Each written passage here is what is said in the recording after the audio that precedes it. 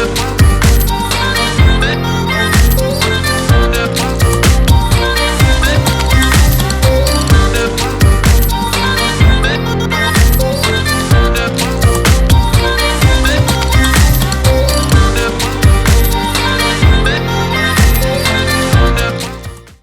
morning, good morning, good morning, and thank you for joining me on yet another episode of the Round Table Talk Show. I am your host, Sharifa Hardy, and I must admit, I have been having a lot of fun hosting these shows, learning from our guests, talking to our audience. I think I finally hit my groove, and these shows are just amazing and taking off. So, you know what time it is. I do the same thing every day, every morning. I invite you to go out and be an evangelist for the Round Table Talk Show because there's someone in your network, someone in your house, someone in your friend group who needs this information. Maybe they're an entrepreneur, a small business owner, or maybe they're just someone who wants to better themselves, but they need this information. And they won't have this information unless you share it with them. So go ahead and wake them up. Send out that text, send out that tweet, send out the email, but let everyone know that the Roundtable Talk Show is live. So while you're introducing the show to your network, I'll go ahead and introduce our very first guest. And our very first guest is Dr. Joni Carley. Dr. Joni has been consulting and coaching with leaders and their teams for over 25 years. Her expertise in values-driven leadership and cultural development draws on a unique depth and breadth of experience, ranging from the jungle to the boardroom, from the C-suite to the podium, the African bush to Asian temples, and from universities to the United Nations, where she is vice chair of the Coalition for Global Citizenship 2030 and chair of their Policy and Advocacy Subcommittee. She is also a member of UN Major Groups Commons Cluster, UN Committee on Spirituality, Values, and Global Concerns, and the UN Committee of Religious NGOs. Good morning, Dr. Joni. How are you? Good morning. I'm great. Thank you. How are you? I'm excited. I read all of your information and I'm like, wow, I'm impressed. I'm excited to have you here on the show. Tell us a little bit about yourself. Who are you and what are you passionate about? I am passionate about what drives people, really deeply drives people. And what that kind of translates out into is values. I've been working with leaders who want to do good and do well for long before it was a distinction out there. Now people understand, actually the data is clear that you really can't do as well if you don't do good. But we've been taught this, what I call the fluffy myth, that doing good comes way after you work on the profits and the numbers and all of those kinds of things. But the data doesn't bear that out. There's absolutely nothing that substantiates that fluffy myth that we've all been acculturated to.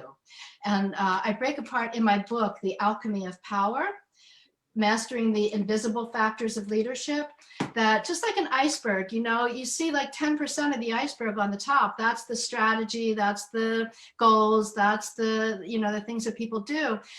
Down underneath is where most of the iceberg is and where most of what makes things happen lives. That's in our world, it's the metaphysical. Metaphysics is the study of what causes what. It's a science and it's a philosophy, and it's looking at what is causal, what makes things happen. And we know that values drive people, and culture is really important. Down below on that bottom of the iceberg is where the idea of culture sits. And I think it was Steven Pinker said, culture eats strategy for breakfast. Because it doesn't matter what good ideas, what goals, what strategy you have. If you have a culture that's not going to bear that out, think of it like a culture in a lab dish. So it will grow some things, it won't grow other things. Your workplace culture is the same. It's going to grow prosperity, it's going to grow innovation, it's going to grow all kinds of great things if you build that culture, if you take the time to manage it. And you can't manage it if you don't measure it. So that's something, I like the wisdom stuff. I've been all over the world learning from the wisdom traditions, and I'm a wonky too. I like the data, I like the numbers. And so I think it's important to measure and quantify your culture, and that's a service that I offer. Basically I'm about the quadruple bottom line and making that really robust: people, prosperity, planet, partnership, and peace. And we know that when you go full spectrum like that, you do better on every one of those. And we no longer can afford to pigeonhole our ideas of what success is, because it has not been a game plan for the planet. It hasn't been a game plan for leaders' well-being, and it really hasn't taken their businesses to where they could go. Powerful, Dr. Joni. One of the things that I like is that in all your 5 P's, I feel like if you do the first 4 P's, you'll wind up with peace. And I think that's all we really want as humans and as a society, is to just have peace on earth. I'm going to come back to you, Dr. Joni, but I want to go ahead and introduce our next guest, Miss Sharon Bolt. Sharon is known as the Mindset Media Expert. She helps business owners and entrepreneurs to get ongoing publicity so they get in front of thousands or even millions of their dream clients as the go-to authority in their niche. She also focuses on helping them change their limiting beliefs, sabotaging behaviors, and negative expectations so that they feel confident, dream big, and reach their full potential. Good morning, Sharon. How are you? Good morning. I'm very well. I'm so excited to be on the show. I am excited to have you, and something tells me you're not in the United States. No, I'm in the UK. I live probably about an hour's drive south of London. Oh, wow. Wow. PR. That's one of those things small business owners, entrepreneurs are always excited about. How do I get in front of the media? How do I wind up on the news? And so they're always looking for a PR representative or a firm. Tell us a little bit about yourself, what you do and what you're passionate about. Well, I first got into this because it was really a personal thing, because I had a complementary therapy practice, and it was successful. I had no reason to look elsewhere. And then we got these 2 little puppies. They're Parson Russell Terrier puppies, brothers from the same litter. And I wanted to get them onto some puppy socialization classes, and everybody said, all the dog trainers said to me, it's the worst case scenario. They'll fight for the top dog position, they'll do what they're like, and it gets so nasty you'll have to rehome one. And I just looked at these 2 little puppies and I thought, it's like choosing a child, isn't it? I couldn't do that. So I looked at them both, and I remember saying out loud, you 2 are not going anywhere. So I was on a mission. I was on a mission to keep both my dogs, and it was all going well. I was learning their language. I knew it had to be different from the conventional dog training methods, because I'd been told it was going to be, I was going to have to get rid of one by the conventional trainers. So as things progressed, and it was about a year into the journey and everything, I'd got so good at this, and I was having such great results with my own dogs. I started to introduce some consultations into my complementary therapy practice clients. And then I was listening to a BBC radio station here in the UK, and they said that they was going to get a dog training expert on the show. And I thought, you know what, I can do that. So I pitched the show. It was, in fact, 3 times. Now, bearing in mind, I had no dog training business. I had no dog training website. I had no followers, no subscribers. I had nothing. But I had the passion. I had the belief and desire that I could make a difference. And after pitching them 3 times, I sat in the London studios live on air, speaking to 6 million listeners and giving dog training advice. And that's how it all started. It was an easy transition into my dog training business and the start of my PR and media career. And then over the years, people kept saying to me, what do you do? How do you do it? So that's how my business, Get Free Publicity Today, was born. Interesting, but it would seem to me that with the publicity that you receive with your dog training business, that maybe you would have decided to grow that business instead, as opposed to going into PR. So what happened with the dog training business? Well, that continued for many years. And nowadays, I also have another business called Good Dogs. And my dog training courses, they sell all over the world. So everything's online. So that all works very easily. I still do regular media interviews about dog training. I have a regular dog training slot on BBC Radio, which I've had since 2008. So I've continued that and grown that business, and that really takes care of itself now. But more recently, and a few years back, that's when I just my passion was about helping entrepreneurs and business owners how to do their own PR, how to be there, and just really about media training and getting rid of those limiting beliefs and expectations and sabotaging behaviors that tend to hold people back. Well, I'm definitely going to go ahead and take a look at some of those. I know with me running for Senate in the 2024 election, I'm going to need plenty of your notes, but I want to come back to you, Sharon. I'm going to go ahead and introduce our next guest, who is Mr. Tom Scarda. Tom is a certified franchise expert. He was the #1 franchisee of the year with his first franchise concept and failed miserably in his second franchise. The lessons learned from failure is what makes him such an expert. Tom is the author of several books, including the #1 bestseller, Franchise Savvy. He has helped more than 1,500 people figure out if franchising is for them since 2005. Good morning, Tom. How are you? Good morning. I'm doing great. How are you? I'm excited to have you here. What's going on in your world? This is a blessing. I am so excited. A lot of stuff going on in the franchise world. I'll tell you that. All good too, and I'm excited to talk about that. We can talk about that before we go too much into the franchise world. So I wrote a book. I'm not going to just make this all about me, right? But I wrote a book, Signs You Might Be an Entrepreneur, How to Discover the Entrepreneur in You. And everyone loved the book, got great feedback. Someone read the book and they said, Sharifa, it was a great book, but the one thing you left out is you didn't mention franchises. And I was like, what? Oh, I didn't, really think about that as far as starting off a business. So for those of our listeners who aren't very familiar with franchises, can you explain a little bit more on them? Yeah, absolutely. So I'm going to say that you did not make a mistake, because franchise ownership is owning a business, but it's not entrepreneurship, right? So it's a business with training wheels. You're buying into a system that has the blueprint. You just kind of plug in and run the program. And with a great franchise, you could, grow multi-units and do very, very well. But it's a symbiotic relationship. The franchise company really wants to help you be successful because they're making money on the back end of what you're producing, and you're keeping a majority of the profits. So you want to do well.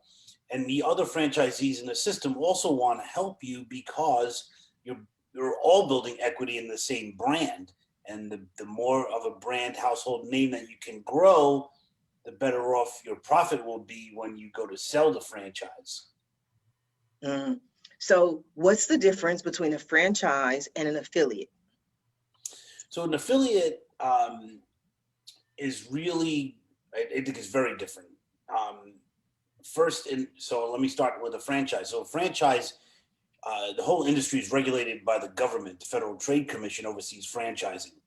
So we watch out for the legalities, make sure that there's no scams going on, that it's not money laundering, or it's not, terrorist groups trying to get money out of, there's a lot that goes into the sale of a franchise. An affiliate is being just, like Amazon.com is just a giant affiliate link, right? They don't really own or manufacture anything. They're just affiliates of all these other brands that are selling on their platform. So that's a good way to think about affiliates, in my opinion. So an affiliate is just being an associate of a business. You might promote it and make some money on the back end of it as you're doing the promotion on behalf of somebody else's product or service.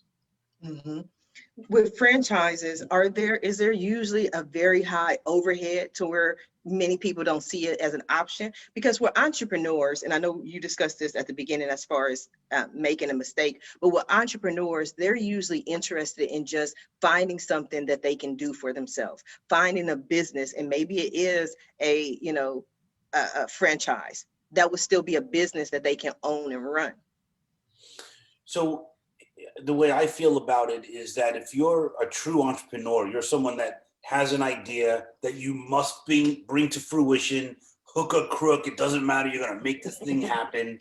A business owner, a lot of times, I'm going to say 95% of the time, is someone who had a job for a number of years and either decided that they were frustrated, kind of cringed at the thought of going to work in the morning, and they knew they had something more to do. That was my story. And so you end up buying into a franchise opportunity, and you don't need to buy into something that has to do with hobbies or something that you're passionate about, because it's merely just a vehicle to get you what you want in your life, just like a job is. You know, as you probably heard in the past, someone who buys a drill does not really want a drill, but they want the result, which is a hole. And so people that buy a franchise, they don't want to start from scratch. They don't want to reinvent the wheel, but they want to have the result of what a business could provide, which is a lot more time and a lot more freedom. Excellent point. Excellent point. Tom, I am going to come back to you, but I want to go ahead and introduce our next guest, Mr. Paul Bruno. Paul has spent 20 years researching, writing, and studying early Jeep history. He has spent countless hours and treasures to tell this story to the world, first for the big screen and now twice in book form. After visiting key sites in the story and years of research, including at the United States National Archives, he combined his knowledge of project management and history into the 2014 book, Project Management in History, The First Jeep. Good morning, Paul. How are you? I'm good. Thank you for having me. And nice to meet the other people on the panel. It's nice to meet you. I read your bio, and I love interesting people who do things that the typical average person wouldn't think of. And so I'm reading it, and I'm like, are we really talking about a Jeep, like the history of a Jeep? Absolutely. About 20 years ago, I ran across how the first Jeep was created by a bankrupt car company in 1940, in the incredible time of 49 days. And I said, that sounds like, and at the time I was beginning to write screenplays, and that sounds like a great story for a movie. And in case you wonder, you've never seen a movie about the story of the creation of First Jeep, is because that never got produced, shockingly. But through all that journey, I kept getting drawn more and more into the story, and around 2011 decided to tell the story in book form. And continued to do research and found out in the National Archives there was a court case in the 1940s where, long story short, they basically delved into what happened in 1940 and 1941 in incredible detail.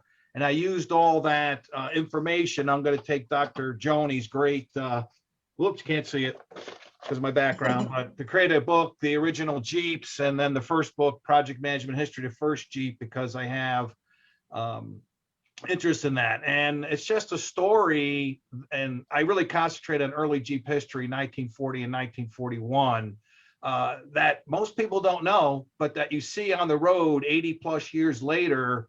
And the DNA of every single Jeep that I've seen that ever has been built, millions of them, really come back to these first three and what they did to create for the Army in really impossible circumstances, literally miraculous how it all came about.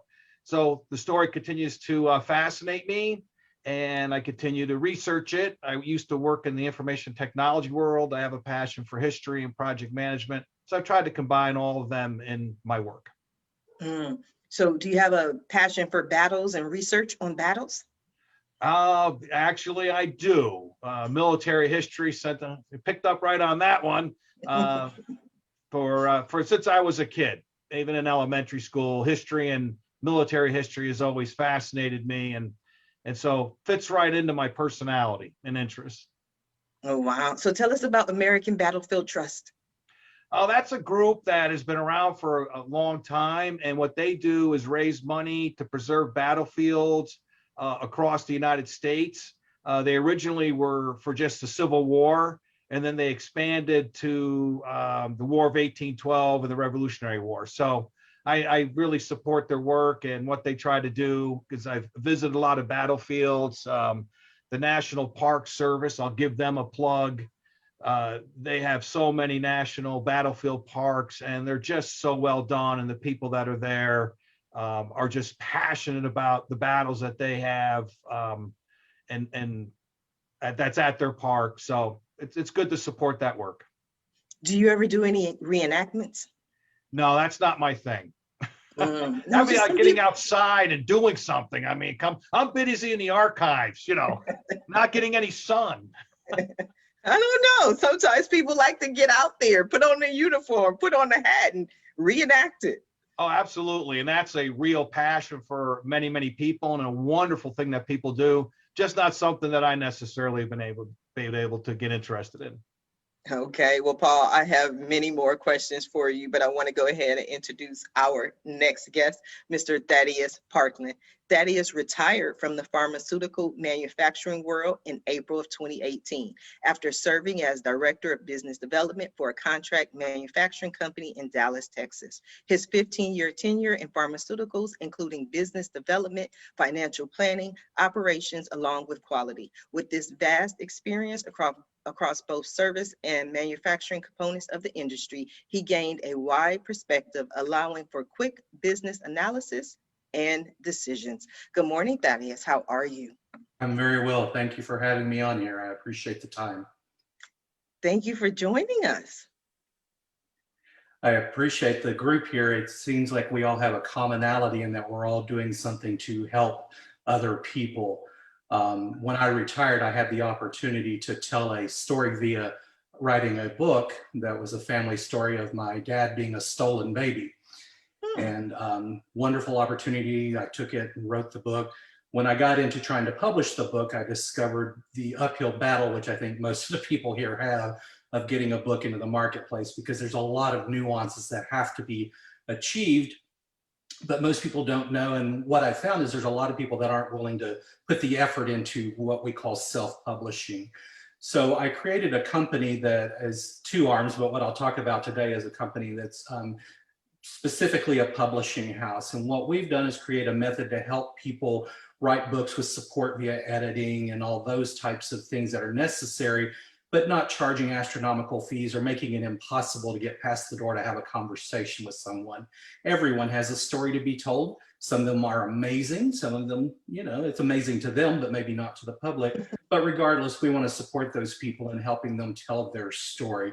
I've met so many incredible people, and they just get frustrated at the steps that it takes. They don't understand all of the things that you have to do, buying an ISBN, what the cost outlays are to a book. It's costly. I think everyone here knows pretty quickly it's not cheap to do that. So in short, what we did was create a pathway for people to do that. And that's what we're doing mostly with our business today. We've had 4 successful books published, so I'm excited to see that growing. We're only 18 months old, so we're still kind of in the uphill shove, but it's positive. And I like what Dr. Joni said about the work is always there. That's the great part of the underneath, is not the success at the end, but the path to getting there. One of the things that we've seen over the past year with the global pandemic is more people with time on their hands. So all of a sudden they want to write that screenplay. Paul was talking about his screenplay. They want to write that book. They want to venture out into something that they haven't done before. Have you seen an increase in new authors? Oh, there's a huge increase in new authors. And with the pandemic, I guess a positive of the pandemic has been, it has allowed people the opportunity to do all the work they need to do to take a book to marketplace. What I'll say is where I've found the most use in helping people is that they've not understood the business aspect of it. They've not understood how to calculate a gross margin or what they need to do to earn income back from this passion that they have. I think the passion's amazing, but at the end of the day, there are bills to be paid and there are things that have to be done. So there's reality of business with the passion.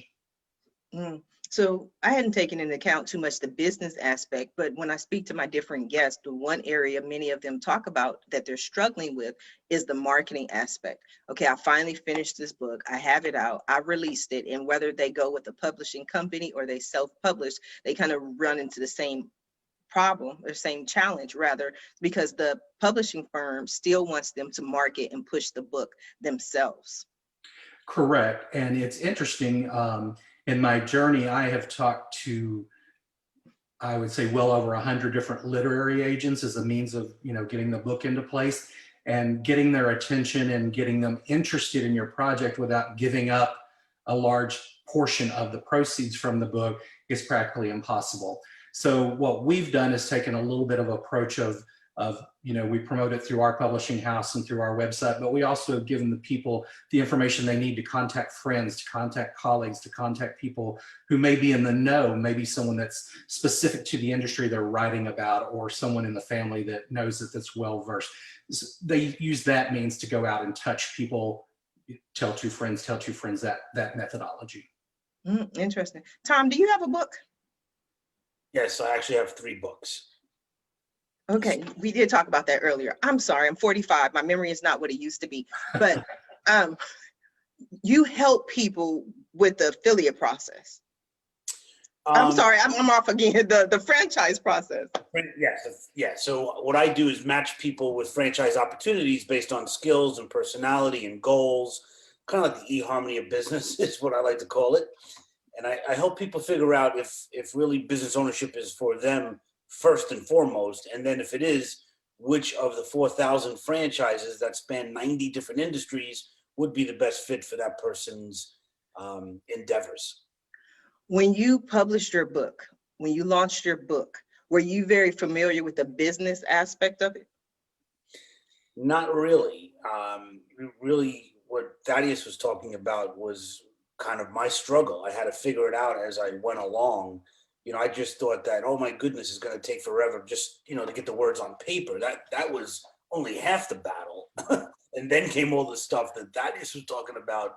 And so it's great that he has such a, I guess it would be a very pointed process to get you through everything that you need to know. Because there's a bunch of things you just don't know because you've never done it before. So it's kind of similar to buying a business. You just don't know what you're getting into. So I'm here to educate somebody before they pull the trigger and waste a lot of money and time. Absolutely. Was that your experience, Dr. Joni? Well, I have a chapter in a book with Deepak Chopra and Jack Canfield called Stepping Stones to Success. And both of my books, I was invited into, so I'm a little spoiled that way. The publisher reached out to me to do The Alchemy of Power.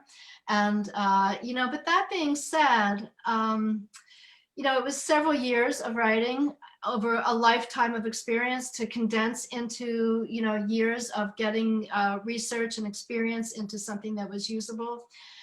And then at the end of the day, whether you publish it yourself or a publisher publishes it, if you haven't already sold 1 million copies of a different book, you're really low on the totem pole of what people are going to put out there. So I was in a seminar, a business seminar many years ago, and the guy started it with a $100 bill in the air. And he said, I'm going to give this $100 bill to the first person who tells me the right answer to this question. What business are you in? Well, I'm a realtor, I'm a this, I'm a that, I'm a consultant. And somebody said, well, I'm a psychologist, but I'm really in the marketing business. And he gave him the $100. And the lesson is, no matter what business you're in the marketing business. No matter how you come into the publishing industry, you're in the marketing business of your book. And it is an area that is probably it's definitely my weakest link. Thank you. Paul, what have you seen with your book? We were able to tap into the Jeep community.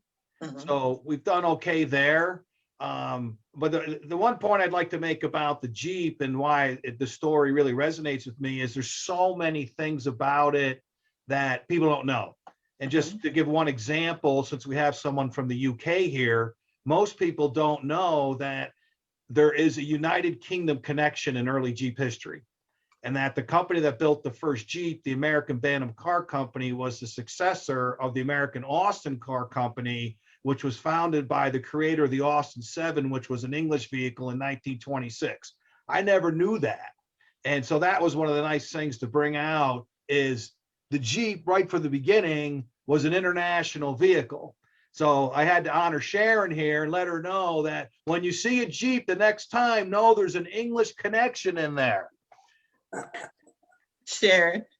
That's amazing, Paul. That really is. And you'll be delighted to know that we actually do have a Jeep.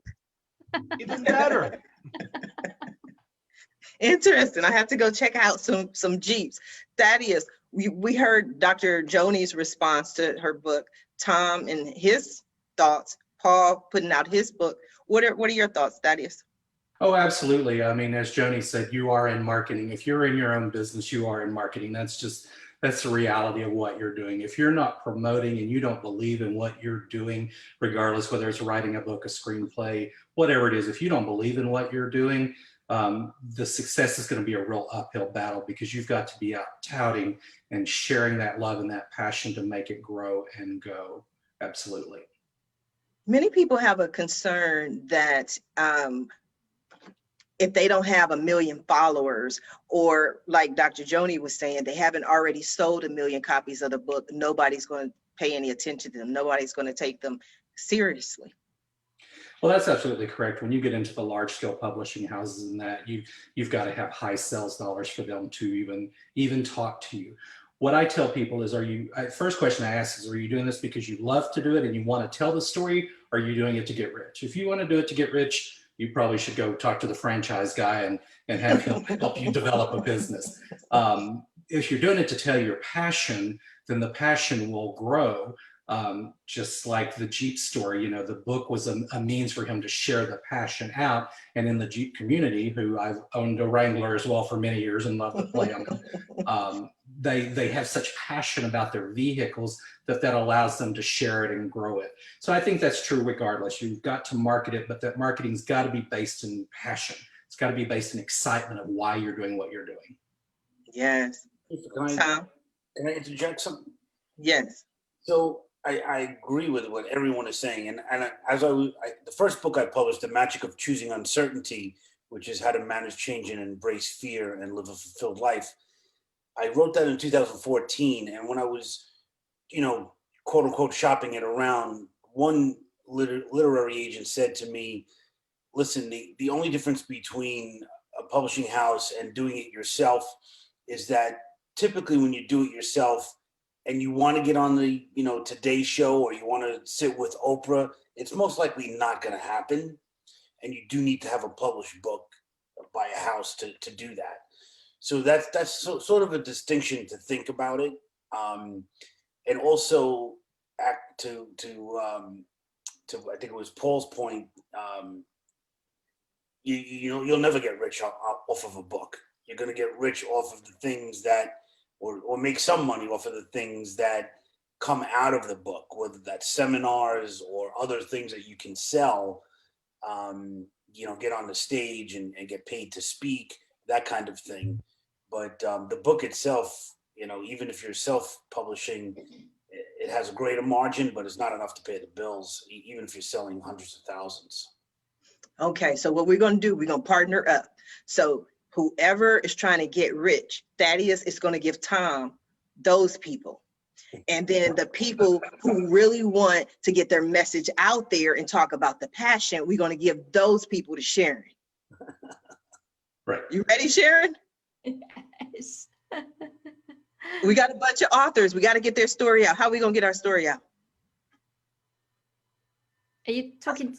I'm talking to you, Sharon. Well, the number one thing is obviously it all depends what type of book it is. I mean, I like Dr. Joni. I was very lucky because I was asked to contribute to 2 books. So it is a lovely way when that happens, because obviously then you don't have to worry about the publishing and things like that.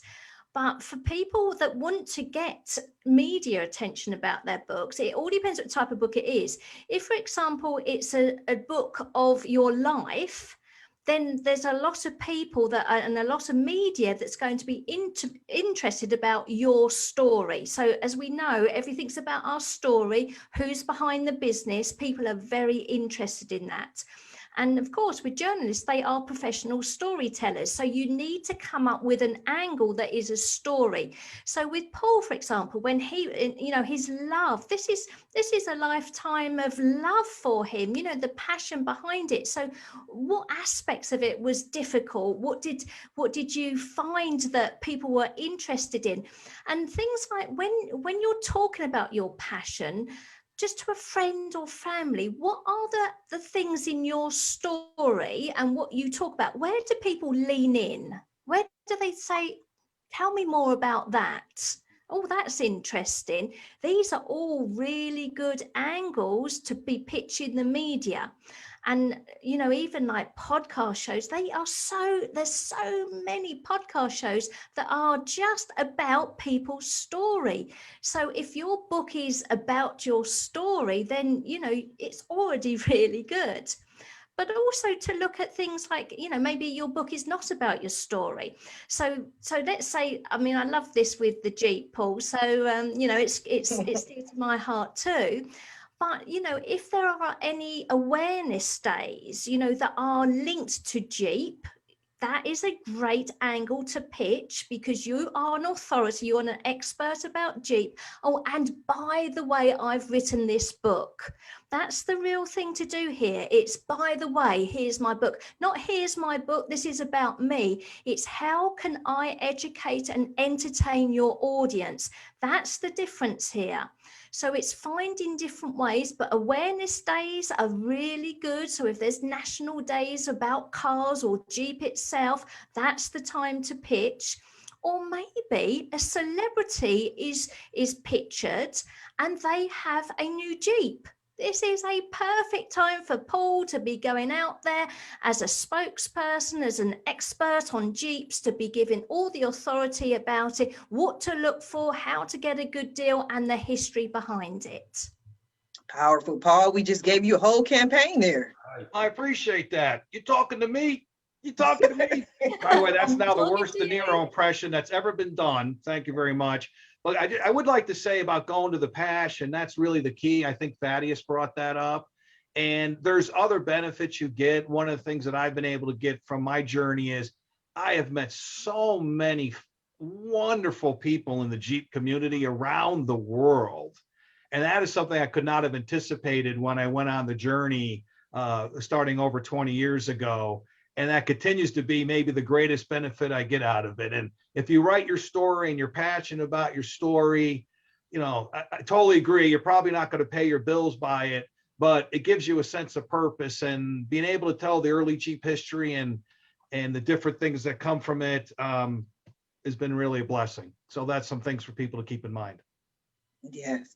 But when you share your story, you just light up. When you start talking about the Jeep, you can see, like, you look like a 8-year-old boy. You can see the excitement. And I think it's a wonderful thing. And it just reminds me of another show where I was talking to this woman, and her main item is she likes to knit. Everything that she does, she knits. She probably could have knitted the mittens for Bernie Sanders. Yeah, but her thing was knitting, and we were asking her how she found new people, and she was like, it's in the knitting community. I'm like, I didn't know there was a knitting community. And she's like, there's a community for everything. I'm like, okay. So now I see there's a whole community for people who love Jeeps. That's correct. And I'm just grateful to be a part of it. But before I forget to mention it, I want to, Dr. Joni, this is a quote that I feel like, with permission, I will steal. Culture eats strategy for breakfast. I have lived that. Thank you for sharing that one. Well, it was definitely worth the price of admission. Go ahead. I'm sorry. That's Peter Drucker. It's not mine, but it is really true. It's like a culture in a lab dish. It's what it holds all else. And it is the determinant. You can have all the good numbers in the world, but if things are falling apart underneath, it's just like the bottom of the iceberg is bigger. That's what the ship's going to hit first, even though it's invisible. Yes. Dr. Joni, I wanted to ask you again, we're in a global pandemic. So many people are struggling, suffering, going through so many different challenges. But the one thing that has been different is that it has affected us, the entire world. It has affected everyone in some form or fashion. So some say, and I believe that it has also helped to unite us on a global, faction. What do you say, Dr. Joni? Absolutely. And this is where my work at the UN really comes in. In fact, as soon as we finish this call, I'll be working on the World Interfaith Harmony Week celebration at the United Nations. Ooh, I want to go. Am I invited? Absolutely. Absolutely. I want to go. I want to talk to people. I want to unite the world. If you look I will. Page, the link is there, and it will be sent all over. But yeah, we have a brand new opportunity in this world right now to live the way that everybody wants to live, in peace, They want their kids to go to bed safe, fed, and warm. And what we're finding, science has found this for a long time, but what the world really cannot any longer ignore is that we are interdependently co-arising. That, you know, what's happening, the quantum physicists say when a butterfly flaps its wings in Hong Kong, you know it in New York. Well, you know, that's true at every level of society, of every level of what we do. You know, from within a 3-person office, if one person is playing scapegoat and, you know, not having values fulfilled, if there's lying or cheating or information hoarding going on or game playing, the whole business suffers. It just, you know, and the world can no longer escape this. And so as horrific as the conditions are, not just with the pandemic, but, you know, nuclear annihilation is kind of like right on the brink. We really have a lot of major global problems and local problems, major local problems. But we can no longer deny that we are all interdependent. We're all woven into one, Martin Luther King said, one fabric of humanity. And until, you know, we need to build new policies and practices around that. I'd love to just step back a minute and talk about personal story, because that's what in my chapter in Stepping Stones to Success, which if you go to Joni Carley, JONICARLEY.com, I'll send you a free, the 4 main chapters from this book for free.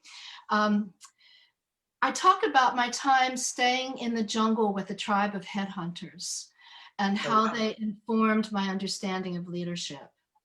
So it was really a life-changing thing. We got in there in a tiny little plane. There was no airfield. It was just a cleared off little space. You had jungle boots and dugout canoes, and that was transportation. And, you know, the technology went downhill from there. So, but you get to the essence. There was no lying. There was no cheating. There was no stealing. When they went to war, depending on who you ask, they no longer headhunt. But you know, they're retired or recovered. Which one?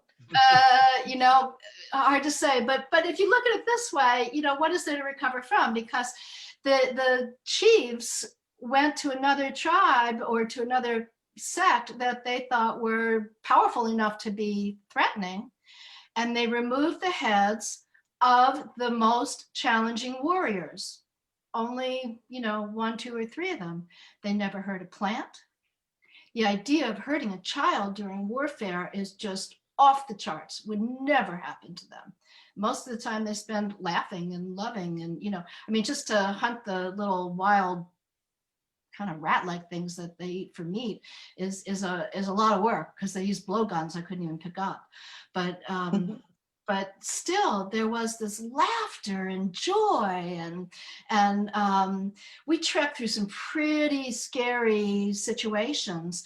And, you know, all my degrees in the world meant nothing compared to these people who were attuned to each other, to the land, to conditions around them, you know, and who really valued culture so much. They just didn't lie to each other. It wasn't like they tried not to lie or tried not to steal. It wasn't in the cultural fabric. I think that's the fabric of America, but I don't think I said that out loud.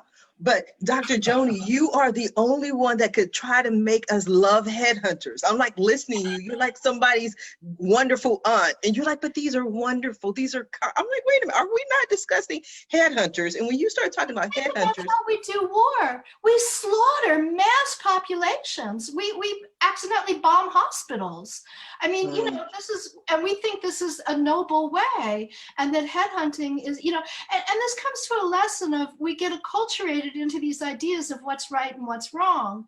And it's not always what we think it is. And so when we turn this on their heads and you say, well, 3 men were slaughtered, their heads were brought back and treated in a ritualist, I know this sounds really gross, I mean, to our sensibilities, but they're treated in a respectful, ritualistic way. The energy is sewn and shrunken inside, and the warrior who killed gets a certain, you know, there's a ceremony around the energy being now owned by this, you know, so there's a respect all the way around, but there's a deep respect for all the life that surrounds this, way more respectful, even though a lot of our warfare, we try to ground in Christian theology. That doesn't really hold, but we do try to get away with it on that. And they have been infiltrated by Christian missionaries. So there's a lot of Christian thinking interwoven, and the missionaries there who came many years ago really respected both cultures.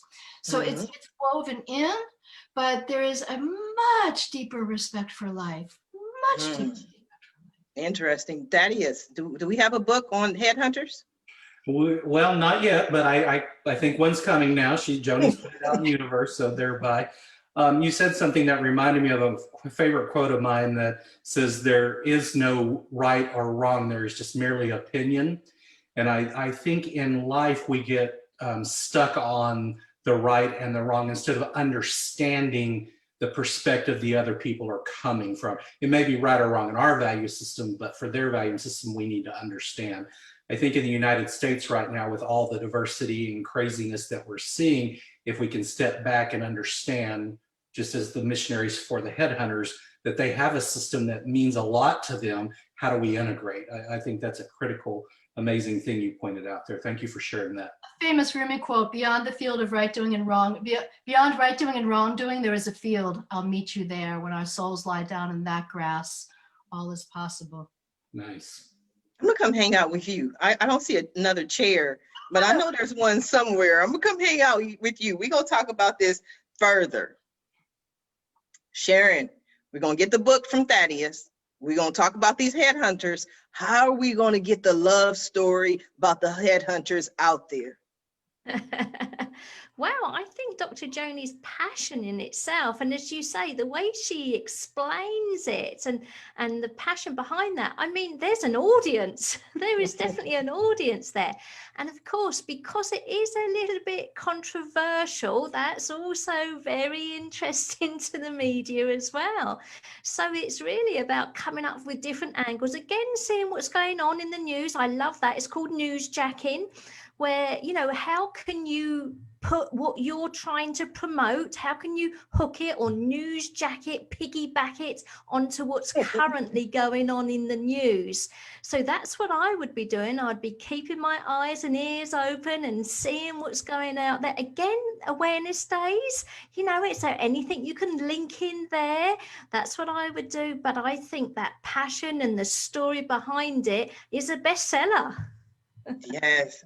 Tom, do you do any newsjacking and piggybacking? I certainly do, especially when I was doing a lot of writing for Entrepreneur Magazine.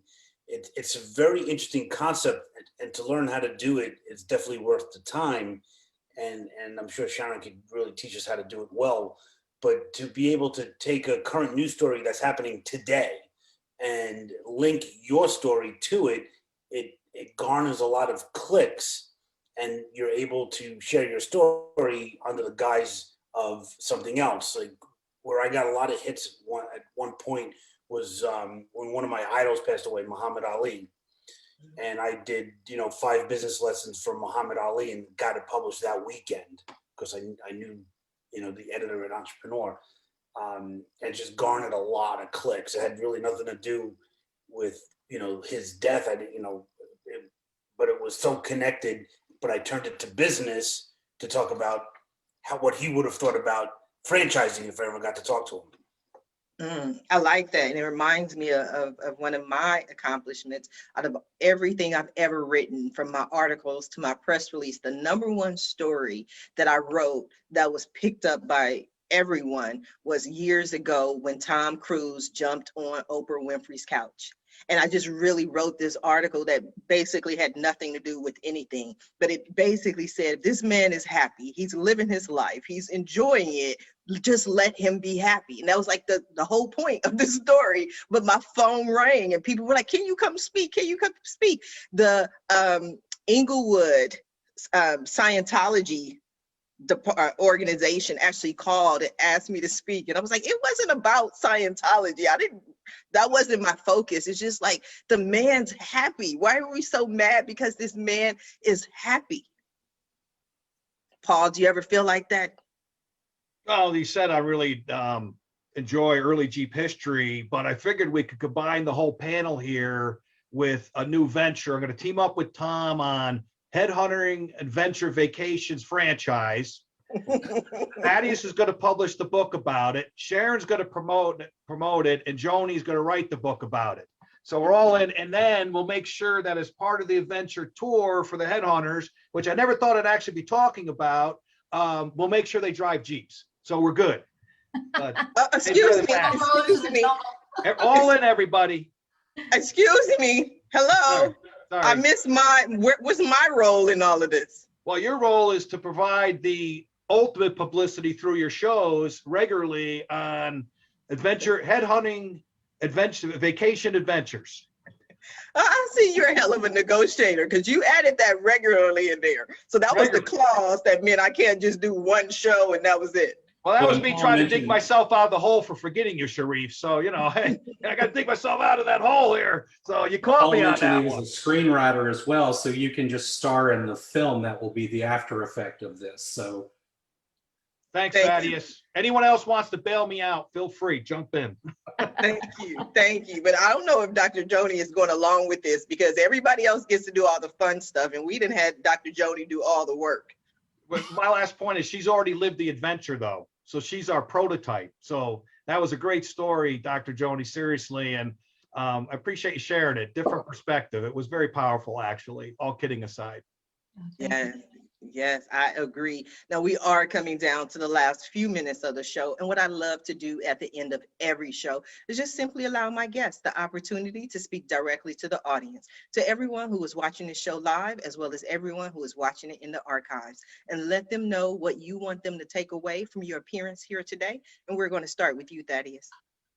Oh, thank you very much for the time. What I would say to anyone is, if you have the passion or the desire to write a story, reach out to us at p1press.co and tell us what you're looking for and how we can help you achieve your dream, and we'd be happy to serve.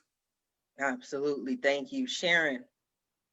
Well, if you're a business owner or entrepreneur and you want to get your voice out there, you've got a message and you want to change the world in what you're passionate about, just go to my website, which is getfreepublicitytoday.com, or one word, getfreepublicitytoday.com. There's lots of freebies on there. So there's a free webinar that I'm hosting at the moment that you can sign up for. There's all different types of products, from really low products to just opportunities for you to work directly with me too. So just to the website, getfreepublicitytoday.com. Absolutely. Thank you. Paul, what do you have for us? If anyone's interested in the ultimate underdog story of overcoming impossible odds, they should definitely check out early Jeep history. That's one of the main things that drew me to it. This stuff should have never happened. And underneath, shameless, blatant plugs, they can find the book, The Original Jeeps, at Amazon.com, or go out to our website, originaljeeps.com. A lot of early Jeep history out there, but that's what really drew me to the story. It's incredible, impossible odds overcome by these individuals to create an icon. I have to check it out. Definitely want to check that out. Thank you. Tom, what do you have for us? Hey, thank you so much for everybody sharing their stories. And I didn't get to really talk about my passion at the beginning. So my passion is to really help people not really just change, their career trajectory, but my passion is to help people choose uncertainty over unhappiness. Many people sit in a job and just hate what they're doing, but they got to pay the bills. And I'm one who could tell you from my own experience, you could choose uncertainty and make magic happen. Prior to getting into franchising, I was actually a subway conductor, or for Sharon's in the UK, I worked in the underground.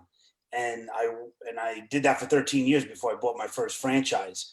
And so I went from there to franchise expert all in a matter of a few years. And if you want to hear more about my story, and Sharifa, because of your great listeners, I'd love to give anyone who wants a copy of my book, Franchise Savvy, for free. I'll give you a real book. Just email me at tom@thefranchiseacademy.com. Again, tom@thefranchiseacademy.com. Get a free book. No questions asked. No kidding. Just, learn about franchising.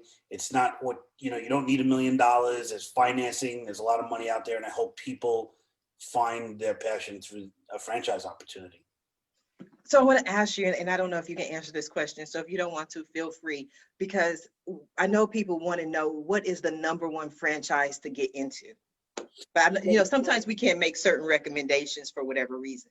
Right. No. And I could just say that you'll be surprised. The #1 thing that I would get into would not be anything that you would think. It has nothing to do with food. It really has to do with helping people through your business, through your franchise. And those kind of businesses survive really well because of what Joni was speaking about earlier, that, the quadruple or, bottom line, you're really helping people. The profits will come. And so there's some great franchises out there that talk to those issues and really, really help people, help communities. And it's not about the best chicken sandwich or whatever. There's a lot to talk about. Matter of fact, there's a whole book about it. He's like, I wrote the book on it. You have a podcast as well, Tom. Yeah, I have the Franchise Academy podcast, and it actually started as a radio show. I was on the radio for a few years and realized that a lot of people are not listening to the radio anymore, but they listen to podcasts in their cars. And so we turned it into a podcast 2 years ago. Franchise Academy is the podcast, available on everything with great podcasts can be found. Well, we have to get it added to my new podcast directory called Potterly, so more people can find it. Dr. Joni, you're welcome. Dr. Joni, what do you have for us? Well, I really encourage any small business owners to account for your culture. You can't manage it if you don't measure it. And I offer a small group assessment for small businesses and nonprofits, so we can measure it on 7 levels. Doing good in the world is the 7th level, but if you're not making profits, you don't have best practices, you aren't full spectrum, you're probably not going to do as well. And so I hope people take advantage of that. I hope they take advantage of 4 chapters of a free ebook with Deepak Chopra, Jack Canfield, Dennis Waitley, and myself on my website, Joni Carley, JoniCarley.com. And I hope you consider getting my book from Amazon, The Alchemy of Power. Thanks so much for having me, Sharif. I really enjoyed being here today. You're so welcome. What is the alchemy of power? Well, it's about the invisible factors of leadership. Again, there's so much, what we see is just a little tiny bit, and yet we put all of our attention there. So we know through millennia that I've studied and been through every kind of spiritual and human potential training and understanding. And I've distilled that into how do we think about these other factors. Where does purpose and doing good fit into having a successful business? How do you connect these dots? And how do you take a deeper cut on all this stuff and have it still make sense with what's on your desk right now? So every chapter ends with leadership reflections, and there's a lot of research that goes in this. So there's references in the back of the book. So it's really grounded, and yet it's very expansive because it all comes down to your consciousness. And so we deal with that in a very practical way. Sounds interesting. I will definitely have to check it out, pick up a copy. I want to thank you all for being guests on today's episode of the Roundtable Talk Show. And I especially want to thank everyone who tuned in to watch the show live, as well as everyone who is watching it in the archives. Just because you didn't catch the live show does not mean you're not important. That doesn't mean we don't still need your support. Whether you're watching the show in the archives, whether you're watching it 2 years from now, 2 months from now, it doesn't matter. We still want you to go ahead and support the show, and you can do that by sharing the show, but also visit our guests. Our guests are here this morning to help you, to provide you with resources, tips, strategies, and guidance. So support them. Visit their websites. Their link is in the Facebook post. Follow them on social media. Reach out to them. And when you do, please let them know Sharifa Hardy says hi. Now, if you're interested in more ways that I can help you with your business, or maybe you want to be a guest on the Roundtable Talk Show, please visit my website at asksharifa.com. Until tomorrow morning at 8 a.m. Pacific, everyone have a safe and a blessed day. Bye now.